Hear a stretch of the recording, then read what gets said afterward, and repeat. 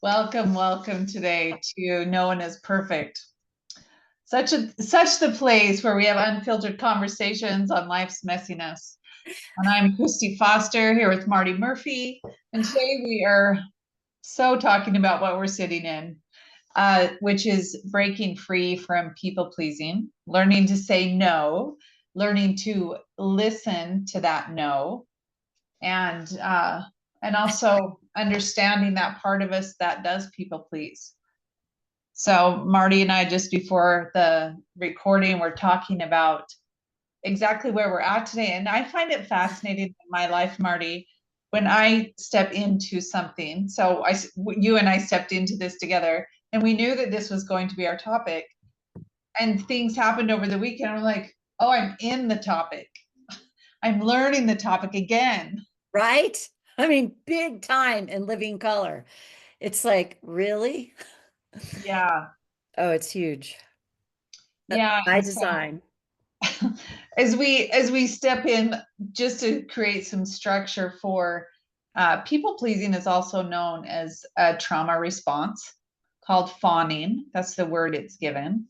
And fawning, I'll say a little bit about it, Marty, and then you can. Fawning is the pattern of trying to, it's like I describe it as there's leaks in the house and you're running with buckets all over in the house trying to catch all the water so the house doesn't get flooded. And yet, many of the leaks are not your leaks. They're leaks of people being upset. There's leaks of people being sometimes aggressive, not feeling like you're in a safe environment. And so the tendency is to make everyone else safe and hold their buckets of water. And then sometimes what can happen is they all start overflowing and it just starts flooding anyway. Yes. And there's so many reasons of why we tend to do that. A lot of it is definitely linked to our nervous system, because I know for me, when I have that tendency, I'm in a space where I don't feel safe on some level. Oh, And totally. then it's so unconscious and so quick that, Yes. and then afterward, I'm like, oh shit, I did it again. Yeah. And what we were discussing before is having some compassion for that part of us that people pleases, because I know for me in my life I really don't like that part, and I learned to have more compassion for that part as I understand why it was created in the first place. So go ahead, Marty. I mean, it's just, God, Chrissy, it's so funny and it's just so amazing. And I'll share a little bit what you and I were talking about. I actually had two sessions yesterday, one with a client who hates the fawner in herself, and then one for myself who I realized I hate the fawner in myself. And so it's funny, I preach this, I preach it. It's acceptance of self, acceptance of our parts. And I'm infinitely more comfortable in my warrior self, which makes sense, because I always think the warrior, it's protective, and I think every archetype has its positive and negative aspects. But the fawner in me, I was doing it yesterday. I watched myself. I was having like an out of body experience where I was talking to myself internally while I was dealing with someone in a very aggressive situation. And I felt like I couldn't even make a move. I couldn't even fold my arms without something being said about it. And I was talking to myself like, just breathe, just breathe, just breathe, de-escalate this, de-escalate this, de-escalate this. And I felt the kid in me get so activated. Mm. And I'm watching the kid do this. And it's a great step to watch yourself do it, because then it's like, I think Eckhart Tolle is the one that calls it watching the thinker. You start to observe yourself, and that's where you can eventually start to shift things. And I also think a big piece is acceptance that we will always have a fawner in us. And Yeah. what happened for me yesterday was helping this client talk her off the ledge of just maybe even 1% of more self-acceptance. And then in my own session, it came up that I hate the fawner, like hate. And Mhm. it was like, whoa. And then what was said to me is that's the part that saved you as a child. And I just burst into tears. And I thought, because I knew that was true. I knew it was true. And that's the part that was saving me yesterday, was the part of me that was like, I got to de-escalate this. And to come to that kid in me and be like, it's okay. That's a tactic you learn to survive. It's a trauma response, as you said. Yeah, And I think it's always good to give personal examples because, as we have both talked about, Christy, we're works in progress. always. Marty, just over the weekend too, a similar thing happened where I noticed in the moment when it happened that I was also observing my behavior, which I think is healthy. I do too. That's not disassociating to observe your behavior. Yeah. I'm noticing the situation escalate, like you said, and very similar in that I tried to change the subject, tried to help the two people understand. Hey, maybe they were thinking this, maybe you were, and which doesn't help because then they both were upset. And afterwards, I was alone by myself for a little while, and I thought, hey, Christy, you know what? You did pretty good because normally in a situation like that, I could either shut down or start even over pleasing and overdoing. And I patted myself on the back last night, like at midnight, going, no, you did pretty good. And then you talked about what that was, and you said, hey, that wasn't okay, and da da da. And that is accepting that people pleaser and letting that part of me know that that was totally appropriate. Like you, I don't think when there's aggression coming at you or around you, escalating it creates more aggression. Oh yeah. And I've done that. Yeah, I know the side effect of it. Yeah. and the side effect somatically, I'm sure as you know, will come out in your skin, Hmm. comes out in clenching, comes out in contraction, out sometimes in complete freeze and shutdown. Yeah. And that doesn't just last a day. Sometimes that can No. last years. Yeah. Yeah. And it becomes extremely expensive Yes. in that exchange of people pleasing, and I would say not allowing others as well to take accountability for their own actions and Yeah. behaviors, Yeah. It's which so, is so easier said than done. it is. And that's why I just think it's just to always remind ourselves it's a journey. I mean, I've been tapping for a long time now. I am such a work in progress. Yeah. And again, it's back to that. There's no imaginary finish line that we're all going to cross over and have arrived at. And I think it's, I say it all the time, acceptance, acceptance, acceptance, acceptance. And of course, you teach what you need to learn. It's Oh, my own journey into my own self-acceptance. And actually, what you said, Christy, made me realize, and thanks for that, that like I did better too yesterday. Like I was so observing myself, and what I would say, rather than being unconscious about it all, I consciously was talking to myself and said, "It's like, let this person speak. Just let them do it. Let them go there. Let them be there. Let them have their thing." And I was like, just let that be what it is. Don't intervene here, all that stuff. And it was like a conscious direction rather than that unconscious, like, um, oh, it's my fault and taking it all on or whatever. yeah.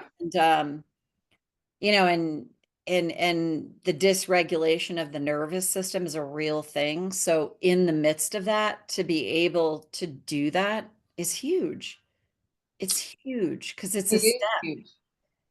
It in a lot of the study that I have within the archetypal structure is an example, because when I heard you say that, it made me think of child sovereign, Mm, child archetype. We all have been a child, so we all have that archetypal pattern. And the child has challenges or shadow aspects that we can't see. So one of the aspects of child is I don't have a choice. mm, Someone has power over me. And in that moment, Marti, with you, what I'm hearing too is you observed and you did make a choice. I did. You made a choice that was the best choice, which with archetypal work from the child, the other aspect of that is the adult taking care of the child and Yeah. making sure the child's safe and that sovereignty within self. And we're, I think we're moving and dancing in between those patterns because we are humans, and I don't think anyone gets out free without some of that conflict. Yeah, and I'm personally always suspicious of someone who always seems to have it all together. Well, we all know that's not true. And our media Right? shows us that again and again. Yeah. Yeah. No, it's so true. And even last night, I had a similar thing, but on a much minor scale. And I noticed this thing starting to happen. I was like, I'm just going to make a conscious choice here to have this go a different way. And it Mm. did a very different way. Yeah.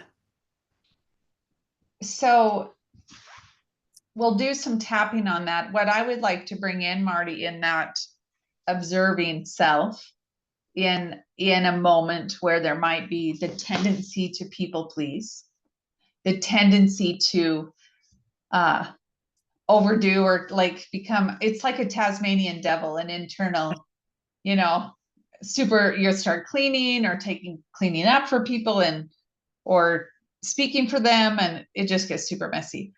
Yeah. But if you can begin to notice if that pattern starts to come through in a physical way, how I notice it in me, my jaw will start clenching. And there's two different ways it can happen somatically. The body will pull back and away from the situation, Oh, yeah. and then the contraction happens really tight. Or what can happen is the body will lean forward and the weight is forward, the head becomes forward. The pattern of, okay, what do I need to do? And stepping outside, literally outside of the self when everything moves forward. And it's almost like it's an anticipation movement of waiting for what's coming at you. Anticipatory stress. Yes. Yeah. Right. No, And that totally makes begin sense. to notice that in us, because we all have those aspects. And the simplest thing to begin is I would pick your feet and feel your feet wherever you're standing. Feel the weight of your body on the floor if you can, or sit down and feel the weight of your body on the chair. So you have a physical something boundary.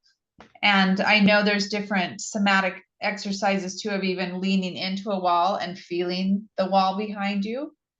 So you can come into the feeling state of your body. Yeah, that's interesting you say that. I noticed, I'll speak to yesterday. What I noticed is I was standing kind of in the middle of a room, and I felt like the other person was sitting, and I noticed that I felt like I need to be up against something like for support. Yeah. And then I leaned up against a wall. That didn't work, just given what happened. And then I kind of stepped back across a room and leaned up against a trunk that was like kind of hip high. And I noticed that I just like, now that you're saying all this, it makes sense. I was like, I felt supported by that. Yeah.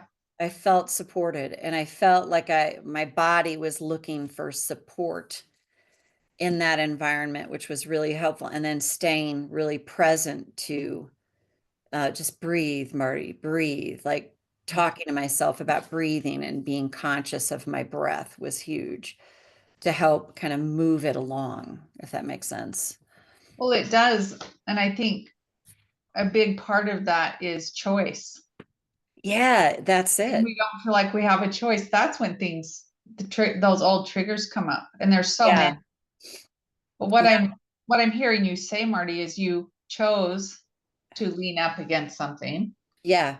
You were conscious of bringing your breath into it. So you Yeah. didn't go into that fight or flight pattern or fawning pattern unconsciously. Right. Is definitely a choice Yeah. without question. And then to have my own session about that and be like, wow, that's the part that saved me. And I was like, that's the part that de-escalated and saved things that was things that were happening yesterday. So that was, yeah, that was really good. It's just good to have that awareness. I just wanted to share this. Years ago, I had a client who was talking about the day that it was her husband was leaving her, and she was in a very abusive situation. And she said as he was just berating her and as he's walking out the door, she got on her hands and knees, wrapped her arms around his legs, and begged him not to leave her. Yeah. Now, in our culture, I think most people would be like, there's a lot of judgment around that and around her behavior and what she's doing. And probably like you, Christy, having been in the tapping world for a long time, I've heard and seen all kinds of stuff. Yeah. And I realize there's always reasons behind that. And I think when we learn to embrace that in ourselves and see, even if it's in a micro way that something like that shows up for us, or it's different, it's like, it's on the same spectrum, but it might be a different piece of the spectrum, is that's to me what helps, rather than all the judgment that we can all rain down so easily on that. And then of course the judgment of self. It was big. Yeah. And the people pleaser is the fawner is it's a trauma response, and it's the thing that's helped us to survive. Yeah. Yeah. And I like what you said about them, though, honoring those micro truths in us, those little, just like you even talking about it, and then also having a session about it to honor that part in you is is a win. It was And amazing. Yeah, I was like, I'm so glad I have a session. exactly. And so even honoring the space, like if you tend to fawn or be people pleaser, do you notice that you're apologizing? Oh, And right. that's one of those signs. So I just, one of the micro truths for me and for other people that hopefully is helpful, when you notice you want to say I'm sorry when you're not really sorry, Oh, because we all oh yeah. people have Oh done, yeah. I know I've done that a lot. And to allow the uncomfortableness in the space without apologizing for something that isn't yours to apologize for. Yeah. And the Yeah. practice again of being uncomfortable and maybe leaning against something and feeling again, feeling yourself in the body, Yeah. noticing, if there's a part that you need to be accountable for, then do. But are you being accountable for something that isn't yours to be accountable for, or apologizing? Yeah. Yeah. And Yeah, those it's are so important. true. I mean, I think of all the times as a kid that I would say it this way, where it with one or the other of my parents, where I felt like I knew I hadn't done anything wrong. Yeah. I was getting in trouble anyway, and apologizing, even though I knew it felt wrong, but it was like that kid was so desperate to not be abandoned that I would apologize. And again, I always think it depends on the day for all of us. Some days I'm more secure than others. Some days I'm more insecure. Some days I can handle it better. Some days the kid takes over, and I'm off and running. And I think if we understand that it just depends on, every day is different. And that's funny. Recently, I had somebody ask me for an apology about something that I was like, "Are you serious?" Like, I mean, it was ridiculous. And I just said, "Yeah, I'm fresh out of apologies. I have about 400,000 apologies I'm still waiting on. So you're not going to get it." And it just felt so good to say that in this like kind of hilarious way, but it was totally true. Like, no, I'm not doing it. Well, and how far you've come, Marty, because in the past you probably would have. Oh, absolutely. And I know I would have. And that's another one of those truths, but it's also that you're doing so much repair Yes. of that wounded child. Again, the archetype of the wounded child, the real part of the wounded child is I see you. and I'm not going to ignore you. Right. And I think also understanding that we're going to screw up every often. Mm-hmm. It's like what happened for both of us this weekend is, oh, there it is again. Right. There it is. And Yeah. and, Yeah. and maybe see it or experience it in a different way of what are your resources? Who can you talk to get emotional support? You leaning up against a tree, very Yeah. good, even pushing against a wall. Sometimes it's helpful to even put your hand against the wall and push so you can some Yes. feel the resistance behind you. And we'll do some tapping today too. And with the tapping, um,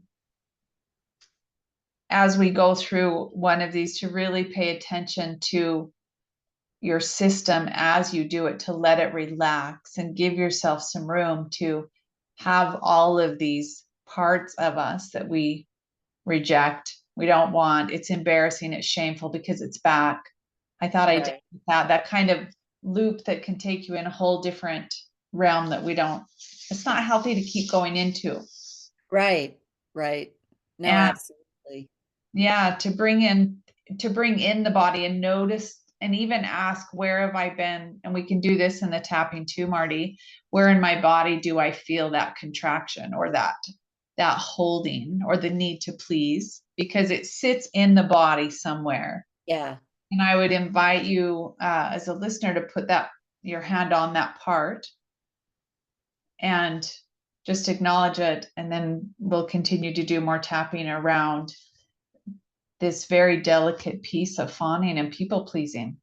I love it. That's such great wording. Very delicate. It is. And then, yeah, Yes. absolutely. Yeah.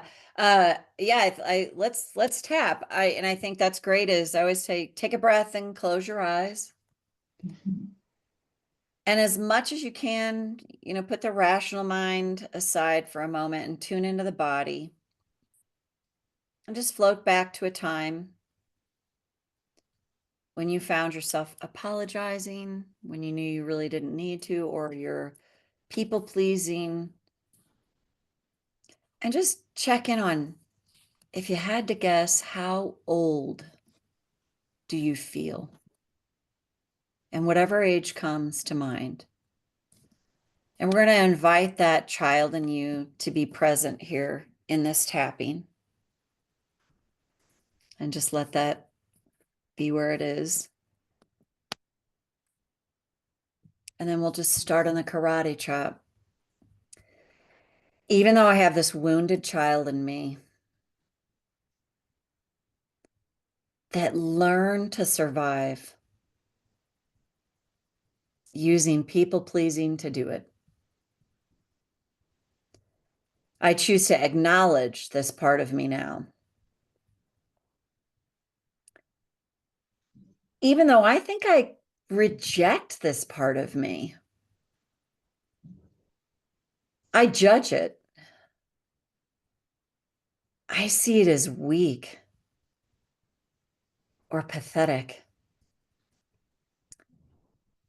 I choose to acknowledge I feel this way now. Even though I have a little child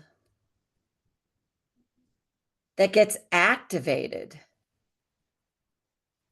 and goes into that response to survive, what if I could see this differently? Even just a little bit now.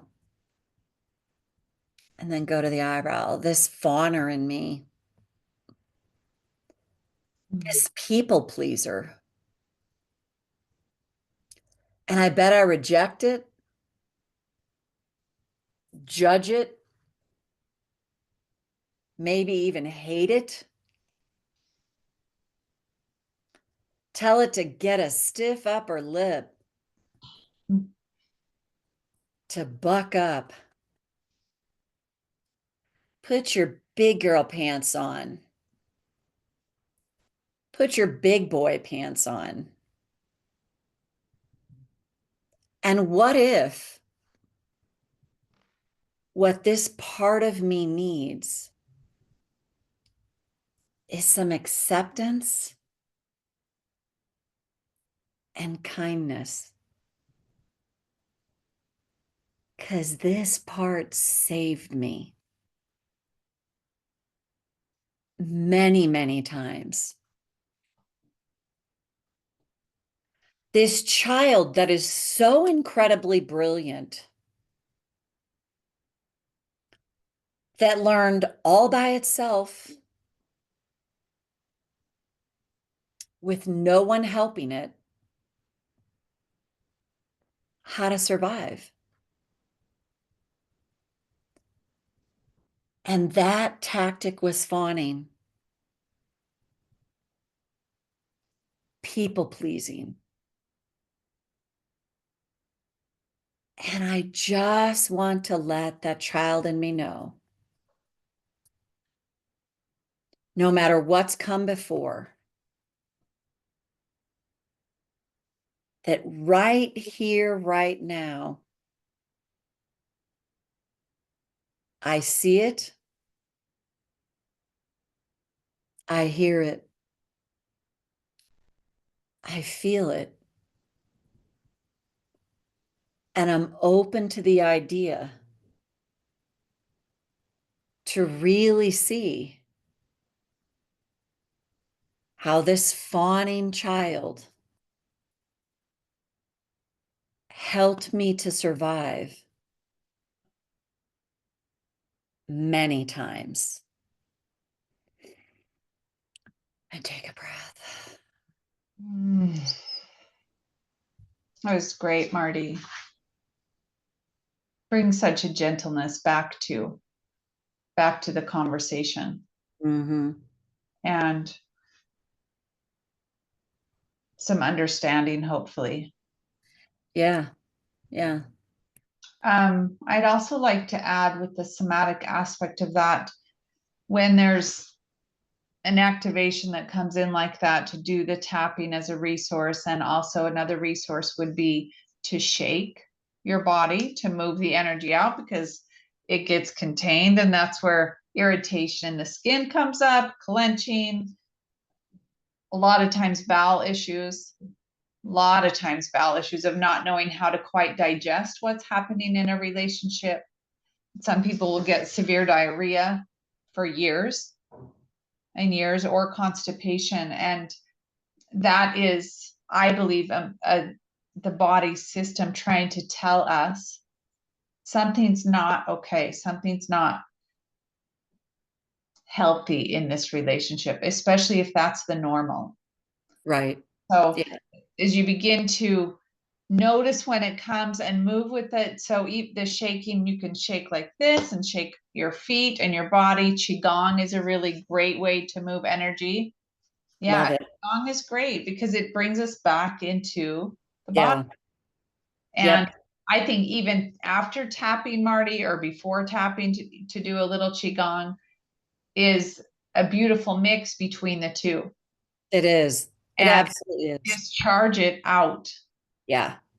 Because we were talking about that before this, Christy, and for me, it's a physical force inside of me. Like when I get super activated, especially if I'm mad, or enraged, it's like when I tap, and I tell people, when you tap, pace. If you're activated, pace while you're tapping, get the body involved, like pace. It's huge to be able to do that. And then, yeah, like I tap and I hike because I'm moving the body, and I so see how Qigong, helps move it. I remember back when I used to do yoga, and I'd finish a yoga section. I'm like, what was I upset about? That's a good example, though. Mm-hmm. And I think tapping and qigong and hiking, all of these different things help to retrain Yes. the muscle memory. You're actually making it stronger every Yeah. time you allow the space for it, versus getting upset that it's there. Yeah. Yeah. And to me, that builds a lot more resilience and keeps shame out. Yes. And speaking it to a friend, speaking it out loud, I think is one of the most helpful things. And that's why I love tapping, is because you're speaking it. Yeah, it's so true. And as we know, we're encouraged in tapping to speak the truth, which can Yeah, sound very negative, but that's what helps it move through the body. yeah. And when we're speaking the truth, and this is why I love somatics, because the body does not lie to us about how we're feeling. And if we are not allowing the space for that, it's going to catch up eventually. Yeah, And if you can see it as you're learning, and we're all learning every day as life happens, okay, can I bring a little more compassion to how I'm moving through this? right. And more movement, perhaps even sound, turning on the radio and singing to also move the energy out is helpful. Yeah, And really offering yourself the space. yeah, yeah. And because it most often, Marty, in my practice, goes back to childhood Oh, almost 100% of the time. A yeah, memory or is something where the child wasn't given the space to say, no, I don't want to do that. right. No, you will do that. And it creates so many different ways that we respond to situations. It does. It does. Yeah. And slowing down in that process helps us understand our response better. Yeah. And I do think like one of the best things to know about that is that the people pleaser, the fawner, that's a part that's actually really helped us to survive. Yeah. Really has. And off. Without it, things could have been way, way worse. Yeah. Yeah. And knowing that it can show up Yeah. and welcoming that part. I've really been studying, learning a lot about parts work, which I find fascinating because it's a different way to understand it. And I appreciate the language of I can love that part of me and literally see it as a part. Yeah. Yeah. Yeah. It's Yeah. not the whole me, it's a Right. part of me.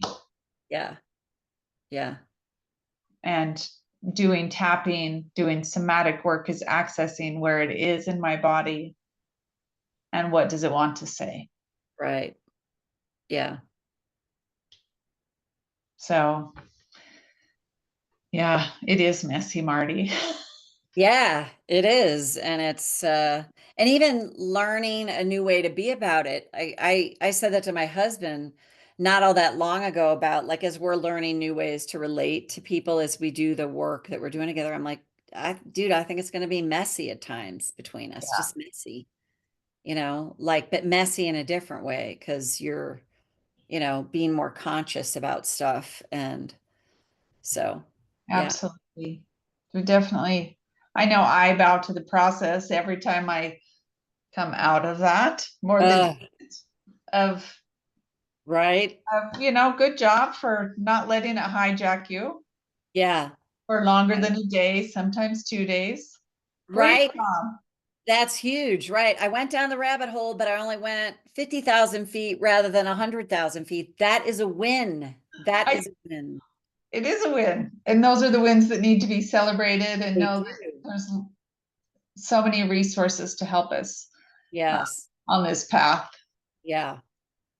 So great conversation, Marty. Yes. As always, Christy. I Thank you. think this is one I would love to expand on a tiny bit more, maybe Oh, yeah.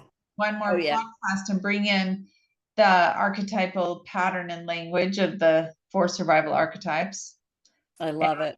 how to listen to the language in a neutral way and notice when you say it, Hmm. and then possibly even having some tapping scripts, some small tapping scripts I'd around. love to do that. I think it's perfect because it Okay, helps. Yeah. Absolutely. does help. So we'll plan on that next time. Yeah. Yeah. So thank you everyone for Yeah. Thanks, everyone. being part of our conversation and our lives because this is real time. Right. And even our own messiness. Yes. So thank you very much. And we'll see you next time. See you next time.